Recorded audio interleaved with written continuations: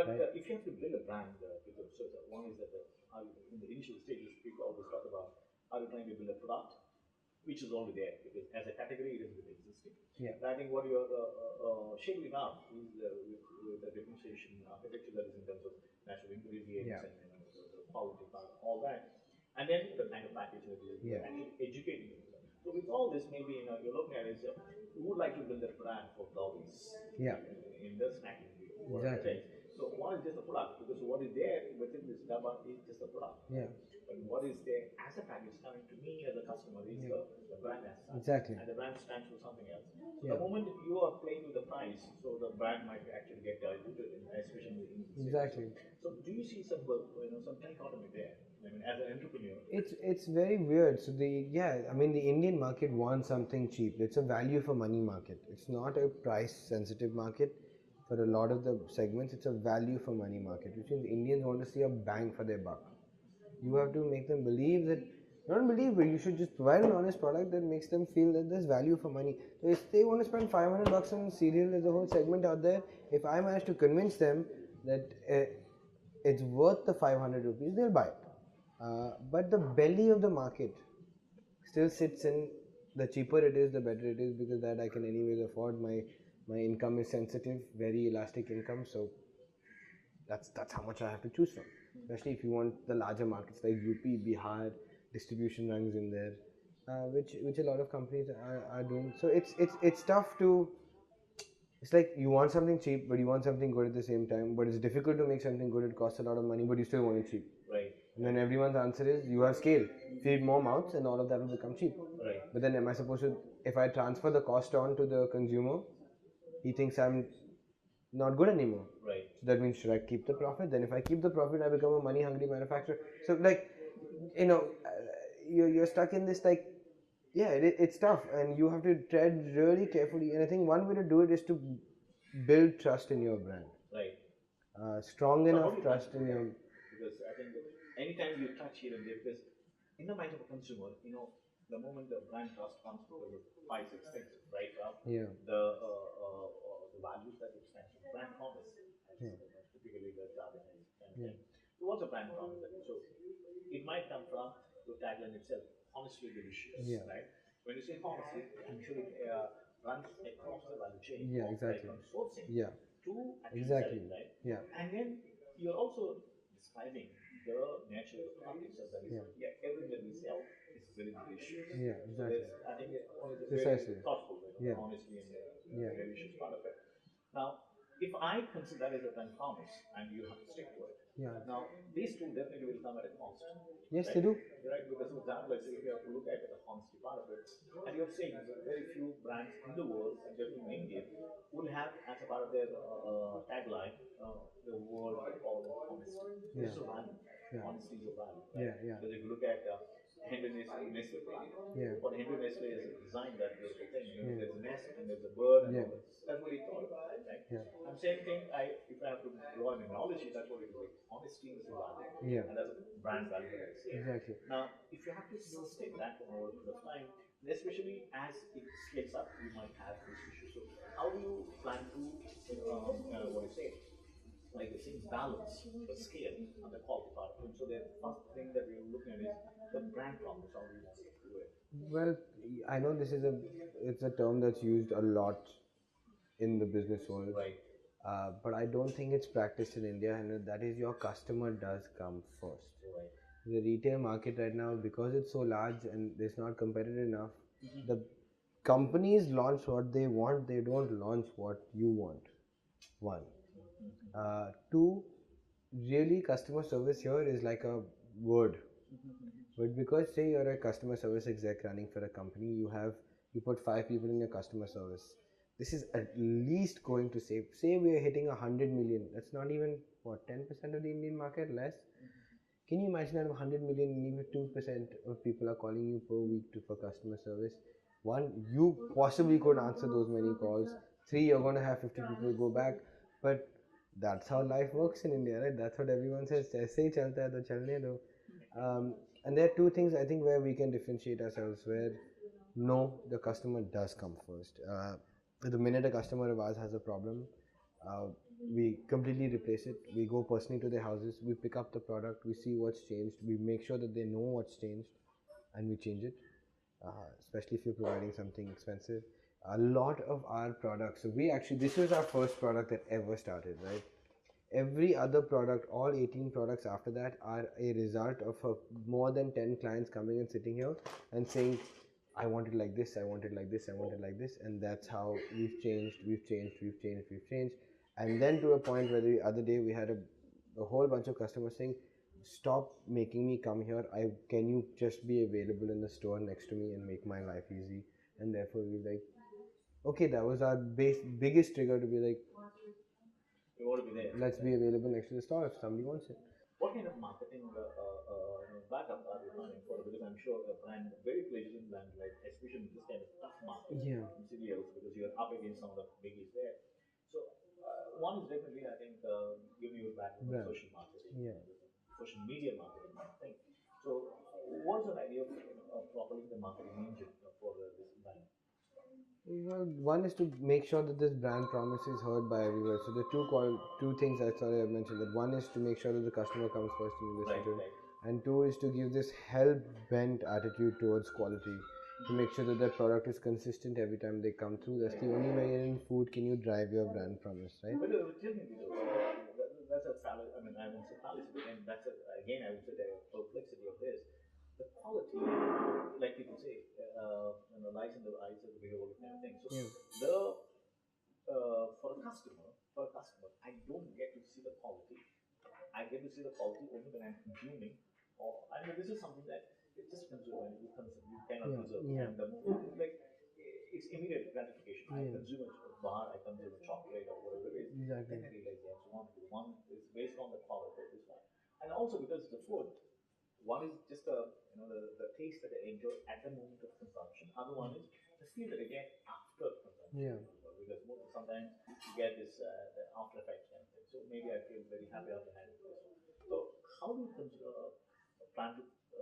convince a prospective customer like me who have never tasted product, then I have to go for or have to believe the one that you're talking about the quality. How do you plan to convince them? Sampling. So there's a whole world of promotions, promoter space within supermarkets, within general stores, awareness campaigns. Like we did one with the Dabbawala Project, where we met the Dabbawalas in Parel and we literally took our samples and we put it in every dabba for free in people. So when it went to all the offices, they all got this little dessert with this thing, and then we did a 10% campaign. There's something called the Mothers of So India. what was your experience? I mean, did you get any? Well, the Dabbawala is an awareness campaign. It wasn't our TG. We're trying to do it with these high-end milk companies. Right. We do it with some, high-end schools and mothers, and with supermarkets. We basically make people taste it. So it's literally about. See, we have a strong taste profile. That's why I said when people taste our product, eight out of 10 people come back. The two people that don't come back are dissuaded by price, and even eight for India to only two to be dissuaded by price is huge number, but with a very small sample size. When you're talking about experiments, right? We have there's pockets. So now we're purposely moving to Ghatkopar, Andheri East, Malad West. We're extending all our exhibitions, all our sampling exercises over there. I mean, and we're playing with the prices. So for the last one, we reduced our price a little bit. For the next one, we reduce our price a little bit more. At each section, see what the demand response was. I mean, everyone thought in Ghatkopar we wouldn't sell anything. Sold out in 2 hours, to the point where What are the products? these same ones, but we had reduced the price slightly. Uh, and we were doing them, but only if they bought 5 and 10 together. So there wasn't difference. We were doing the scale versus price thing. We're putting our test results in now for distributors to see. We sold out. Stock came back 2 hours late. I had enough orders, sold all my samples, and then we sold out again. Sheer volume at the right price, That's it. So how much did you reduce it? When I ask you? Sorry? How much did you reduce it? I think if I'm right about it, I'm sure you must be mentioning about the packaged ones, right? No, we were selling the bars, so we were selling. How much did you reduce? So it was 60 rupees for a bar. That's what we retail at right now. We reduced everything by 10 rupees. Oh. So only to 50 rupees, but still at the 50 rupee mark. Everyone says that you hit magic in India at under the 50 rupee mark. But I don't think you do. I'm sure, but even for a lot of customers, it might be very high because 50 might be high for a for meal. some customers, not for every customer, definitely. Yeah, but we're not. We'll never be able to. Our quality standards cannot drop beyond a certain Exactly. point. And at the same time, everybody has to be motivated to sell your product. The retailer, you have to be motivated to buy. You have to give importance to margin. A lot of people constantly fight saying, no, come on, reduce it for me. We've actually done it the other way around. We fixed our product to be like, sure, take it. If you're happy selling it, take it. Just be happy when you sell it. Are we also looking at some very interesting venues like airlines, like Favorite has done it, right? And that's all caught on with the market. And then we started with Indigo concept, and then yeah, people started looking at it. Then slowly, so are you also planning that kind of thing where your teaching can be possible there also? I mean, distribution is very aggressive. It's wherever it goes, right? So aeroplanes, trains, if you can crack it, um, Uber, they all have sales outlets of various ones. There's companies that go into offices, big time into office vending machines, uh, wherever you. Right. Yeah, trains, planes are mini bars, hotel mini bars, huge market. Um, so yeah, you'll find them as you go along. You'll find them in all these funny places like travel companies, right? Travel companies have a meal quota. In the meal quota, they have 15-20 companies they talk to. Can you become one of those companies? That's 40 meals, 50 meals a day bought. You know that. You'll find it subject. But if you have something that cuts across age groups, so we don't have an age group. My youngest customer is a couple of months old. My oldest customer is 85, 86 plus. So we cut across all age groups. We have a taste profile for all age groups, and we have shelf life. So we don't have any specific place. Can I keep it slightly temperature controlled for my chocolate? If not chocolate, no temperature control. Without chocolate. But the rest of the world.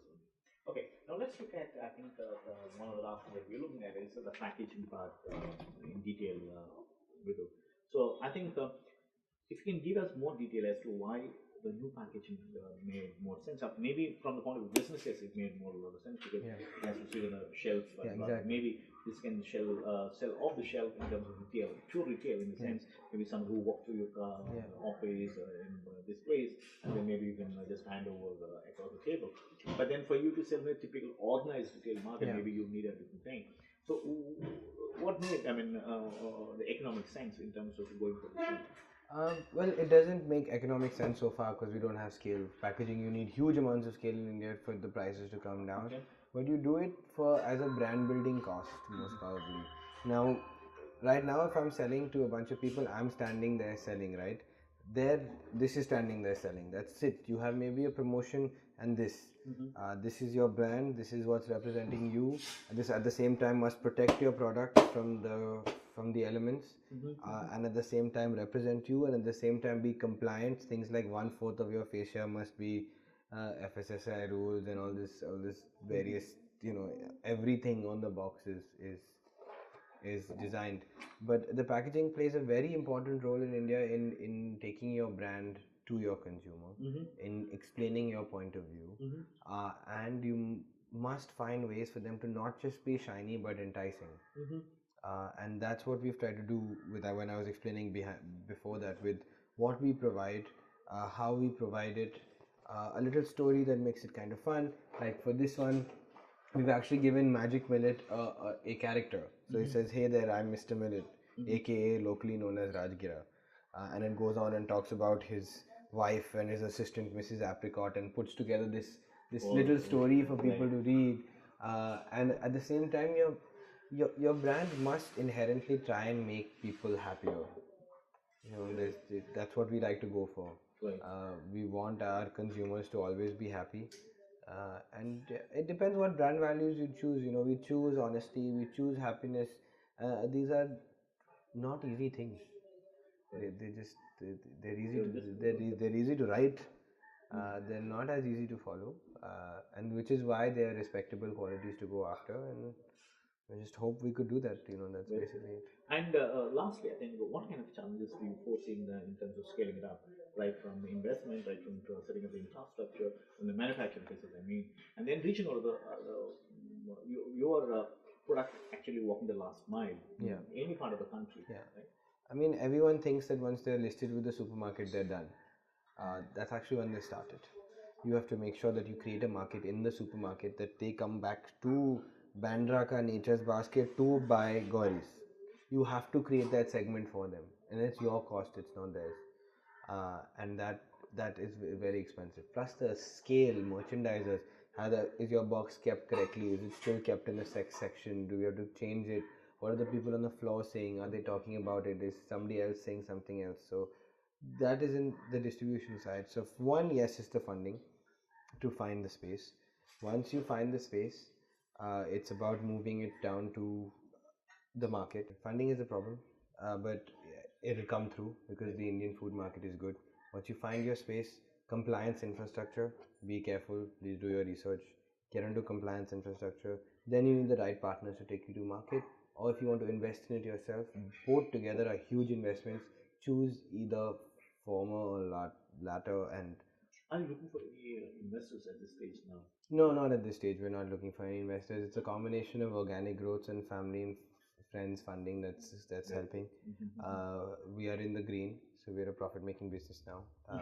Working capital profit. Exactly. Means cash flow positive, which is this thing. We are already talking to people for second round of funding, which is taking our marketing to the next level, because you need to compete with huge businesses. So promotions, advertising, export. Again, just merchandisers, keeping a ear to the ground, all of these things cost money. Responding to the market, making sure you're on top of it, and then all of that requires its own muscle. Right now we are focusing on the facility. So the facility will give us, now we do about a ton a month. We will be able to do 10 tons a month. And where is the facility coming from? It's outside Bombay in Thana. So we've got a ton a month now. We'll move to 10 tons a month, and hopefully by next year to 40 tons a month. That is our growth trajectory that we're looking at. Not next, means the year after. So by 2018-19, because we would have hopefully opened our first domestic markets. Right. Distribution routes there vary. You can go through distributors. You can create your own sales force, which is very, very expensive process and very taxing because you have to be on it. You can talk to super stockists, or you can just go online. I think if I'm right, your online is also quite active, right? Our online is quite active, and we're going to get more active. Our social media is active, which helps. But if I'm right, it's not completely e-commerce compliant, right? It's more of a place and order kind of thing, right? No, fully e-commerce compliant. Right? You can buy stuff. Our customers online are increasingly growing, especially the ones from outside Bombay. We are coming up with an entire marketing campaign to make sure that engine becomes a solid engine for us, because then we don't have to rely on the distributors as much. So what's the traffic like right now? Right now it's nothing. It's between 10 and 20 orders a month. 90% of our sales is over the phone. Over the phone, and now retail. Now retail is becoming because we started 3 months ago. It's becoming quite a large chunk of our sales. But hopefully by the end of this year, we should change that to almost 100 orders a month. Because at the moment we don't incentivize the online sale. That's why we will start incentivizing it. Free delivery online, all of those things. The smaller pack sizes online than you can on the phone. But the price remains same, right?